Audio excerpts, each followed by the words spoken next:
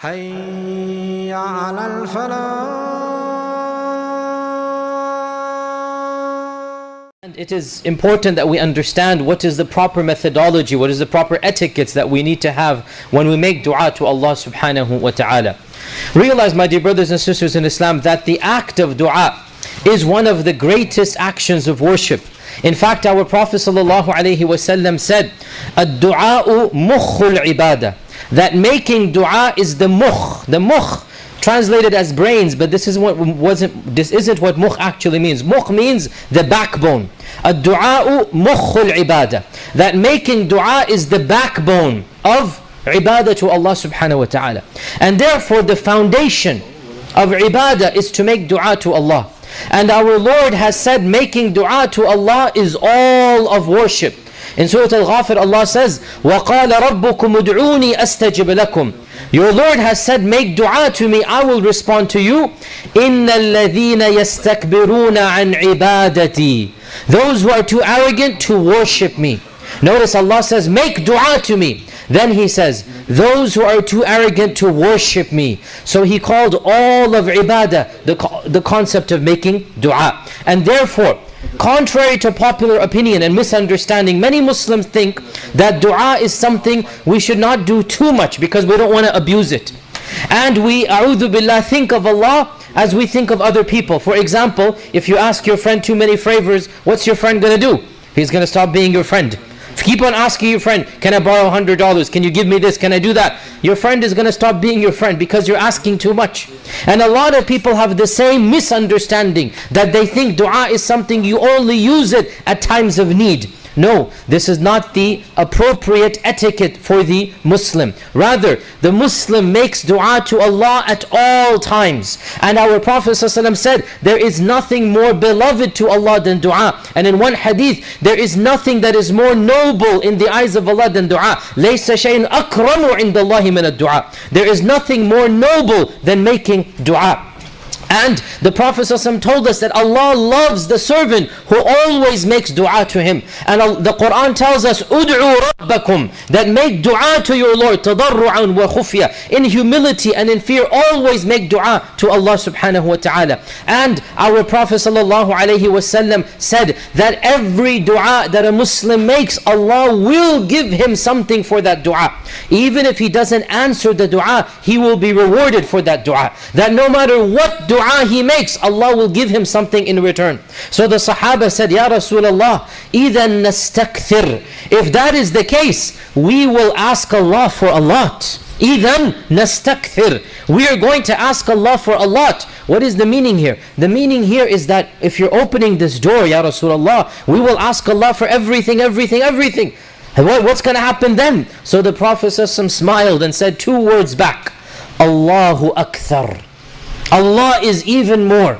Don't worry. You are not dealing with a makhluk, a creation. You are dealing with Al-Khaliq, and that is Allah subhanahu wa ta'ala.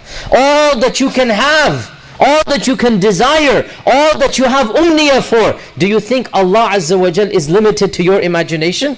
As the Hadith Qudsi says, that Ya ibadi, O my servants, لَوْ أَنَّ أَوَّلَكُمْ وَآخِرَكُمْ, if the first of you and the last of you, وَإِنسَكُمْ وَجِنَّكُمْ, and your ins and your jinn, وَمُؤْمِنَكُمْ وَكَافِرَكُمْ, and your believers and your kafir, لَوْ جَمَعُوا فِي صَعِيدٍ وَاحِدٍ, if they were all gathered simultaneously at the same place, ثُمَّ سَأَلُونِي, then they began to ask me every single desire that they had, and I gave every one of them his umniyah, his desire, مَا نَقَصَ ذَلِكَ مِمَّا عِنْدِي, that would not diminish my dominion as much as a needle when it is put into the ocean and is taken out. How much water is diminished from the ocean? That is what would happen when all of the creation simultaneously asks me for all that they want. Subhanallah, brothers and sisters, who are we dealing with? We are dealing with Khaliq as-samawati wal-ard. We are dealing with Rabbul ard. We are dealing with the one who has mafatih, the keys of the treasures of the heavens and earth. And we think that, a'udhu billah, we need to be careful what dua we make. No. brothers and sisters, the sign of the Muslim is he always makes dua to Allah for every single need of his. Small, trivial, major, large, everything. He raises his hands to Allah and he asks Allah for that need. This is a sign of servitude. It is a sign of ibadah. Aisha radiallahu anha said, if your shoestring breaks, if your shoe strap breaks, you had better make dua to Allah to fix it. Because wallahi, if Allah has not willed, then your shoestring is not going to be fixed. If your shoe strap breaks, you better make dua to Allah. Oh Allah, help me fix my shoestring. Or else, this is what Aisha is saying. There's nothing too trivial to ask Allah Azza wa Jal for. We make dua morning and evening, night and day. We make dua for every single need of ours. And the more dua that we make, the more beloved we become to Allah. And in fact, this is a sign of Iman, that the more dua one makes, the higher one rises in the sign of Iman. It is a sign of the believer that he always asks Allah, and it is the sign of the hypocrite and the kafir that he only asks Allah at a time of need and distress. The believer makes dua morning and evening, في السراء وفي الضراء, in good and in bad situation. But the kafir, the non-Muslim, the fasiq, the kafir, this is the one, Allah says, when a musibah afflicts them, they remember Allah. When a problem happens to them, they make dua to Allah. Whether they're standing, sitting or lying down, that is when they're going to think of Allah. Right? فَإِذَا مَسَّهُمْ, when something touches them, that is when they think of Allah subhanahu wa ta'ala. And when they are pure, when they are cured, when they are safe, then they turn away and they forget about Allah. This is not the sign of the Muslim. The Muslim is the one who's always thinking and making dua to Allah subhanahu wa ta'ala. And the topic of dua is a very deep one. We will continue this inshaAllah ta'ala later on as well. But I need to mention a number of things that have been mentioned before and to reiterate them. First and foremost, dua is one of the most noble actions of worship. In fact, it is the most noble act of worship because it is the gist of worship. Why is this the case? Because, brothers and sisters, listen to this. Nothing demonstrates the relationship between the makhluk and the khaliq like dua. There is no better demonstration of the relationship between the marbub and the Rabb, between the created and the creator, between the abd and his Lord, than the concept of dua. When you make dua to Allah, you are demonstrating who are you and who is Allah. You are showing that you understand you have no power, you have no qudra, you have la hawla wa la quwwata illa billah. You have no power.